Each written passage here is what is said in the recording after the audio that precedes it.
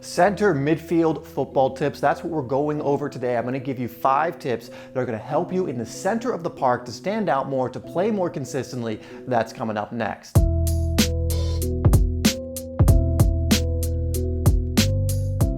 Before we get into the first one, which we're going to do in reverse order, guys, make sure you get my free ebook, Game Changer, if you haven't already. 33 ways to stand out on the pitch and improve your game. Check that out in the description down below. And without further ado, let's get into the first one, starting in reverse order, like I said, with number 5. Number 5 is to learn to play 1 and 2 touch football. Now, there will be moments in the midfield where you don't need to play 1 and 2 touch, but a lot of the times you're going to need to, and this is a very specific skill you need to be able to develop, because if you do not, you're going to lose the ball, you're going to miss plays, you're going to not allow for things to run smoothly or develop in the way they could. You really need to learn how to play 1 and 2 touch effectively. Being able to give the ball back where it came from if needed, take 2 touches, or take 1 touch, then pass it forward. Learn to play quick, learn to play 1 and 2 touch, because again, if you can do that in the center of the park, you're just going to be a much more effective player, be able to play quicker, maintain possession more, and even be creative quicker as well. Number 4 is going to help you with that first one, and it's survey the pitch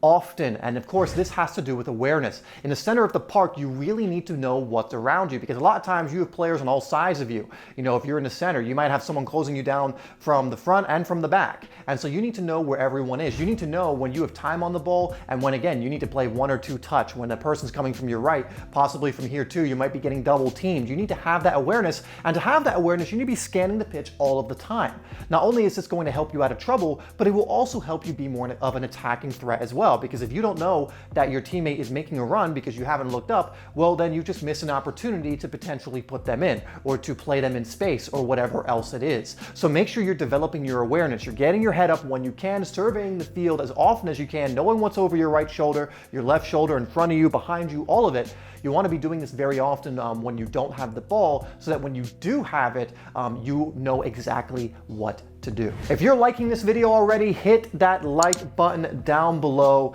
and we'll move into the next one, which is number 3. Now, number 3 might not be the most fun one, but it is one that is absolutely necessary, and it's be positionally disciplined. This is something that a lot of players, they don't develop, and it hurts their team because they're out of position. It allows the opponent's midfielders to easily get on the ball, or easily make things happen, or perhaps to get in space behind. And if you're not positionally disciplined, doing your defensive duties along with your attacking duties, it is going to hurt your team. Learn where you need to be for the system your team is playing. Understand what pockets of space your position needs to be in. What passing lanes do you need to cut off on defense? When do you need to go in? When do you need to back off? So make sure you are working on your positional discipline. It is very important. I know it is not, again, the most fun thing to do, but you will be leaving your teammates out to dry if you don't do it.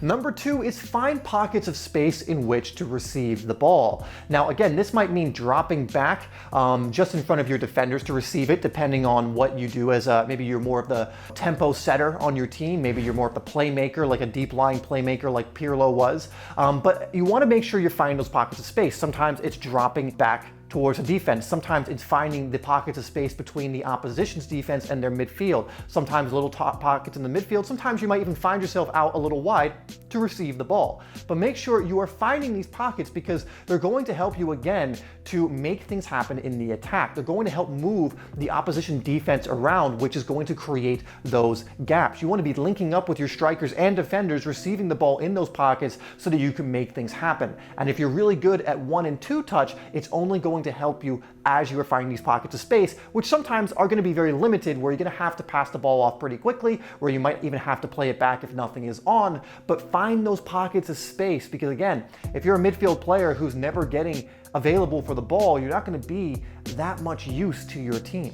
And number 1, guys, is to get creative. Now, we've talked about some of the things that are pretty necessary for this position, but if you can add an element of creativity to your game, it's only going to up your value as a center midfield player. This is, trying those through balls in behind the defense, maybe these longer raking balls across the other side of the pitch. This is even taking players on, shooting and scoring yourself. There's so many different types of midfield players. There are the ones that play simple and their job is to mainly keep the ball, but then there are players like Kevin De Bruyne, there are players like Steven Gerrard Gerrard was, who would be a box-to-box midfielder who would be doing so much on defense, but could also had a crazy range of passing, could get involved in the attack and score goals. There were players like Frank Lampard who didn't do quite as much on defense, but was really good at finding those pockets of space, setting up attacking plays, and scoring goals himself. So there are different ways to do this, but when you get more creative, you add more to your game as a center midfield player. So do not be afraid to express yourself, just make sure you are waiting for those opportunities to do so. Again, if you watch, for example, Steven Gerrard, most of the time he's playing simple,